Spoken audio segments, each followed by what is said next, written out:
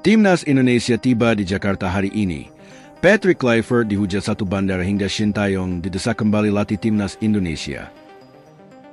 Namun sebelum lanjut ke pembahasan, jangan lupa tekan tombol subscribe sekarang dan nyalakan lonceng notifikasinya agar kamu selalu update berita seputar Timnas tiap harinya. Kalau sudah, mari kita lanjutkan.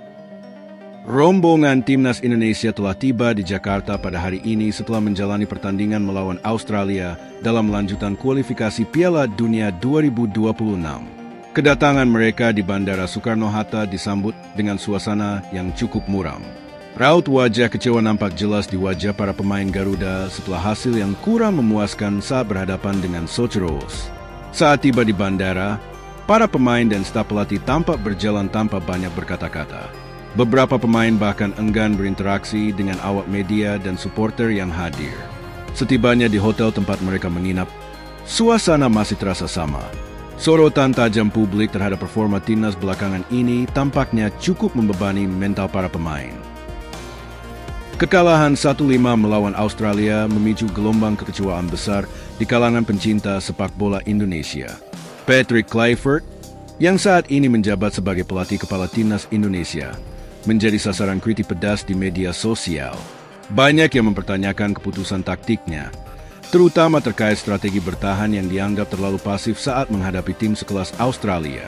Tak hanya Kluivert, Ketua Umum PSSI Erick Thohir juga turut menjadi bulan-bulanan netizen. Banyak yang menuntut pertanggungjawaban atas hasil buruk ini.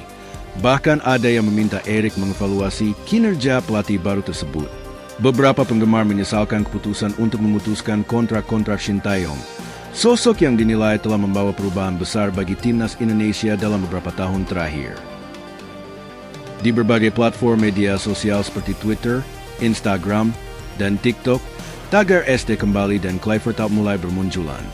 Banyak yang berharap PSSI mempertimbangkan opsi untuk membawa kembali Shin Tae-yong agar timnas Indonesia bisa kembali bermain dengan gaya yang lebih agresif dan efektif. Terlepas dari kekecewaan akibat kekalahan dari Australia, timnas Indonesia harus segera berbenah. Laga berikutnya melawan Bahrain pada 25 Maret di Stadion Utama Gelora Bung Karno akan menjadi ujian penting bagi Patrick Kluivert dan anak asuhnya. Bahrain sendiri bukan lawan yang bisa dianggap enteng. Tim asal Timur Tengah ini dikenal memiliki fisik kuat dan permainan yang disiplin. Rombongan timnas Bahrain juga telah tiba di Jakarta hari ini dan langsung menjalani sesi latihan ringan untuk beradaptasi dengan cuaca serta kondisi lapangan. Pelatih Bahrain, yang juga telah mengamati permainan Indonesia dalam beberapa pertandingan terakhir, dipastikan akan mempersiapkan strategi terbaik untuk menghadapi tim Garuda.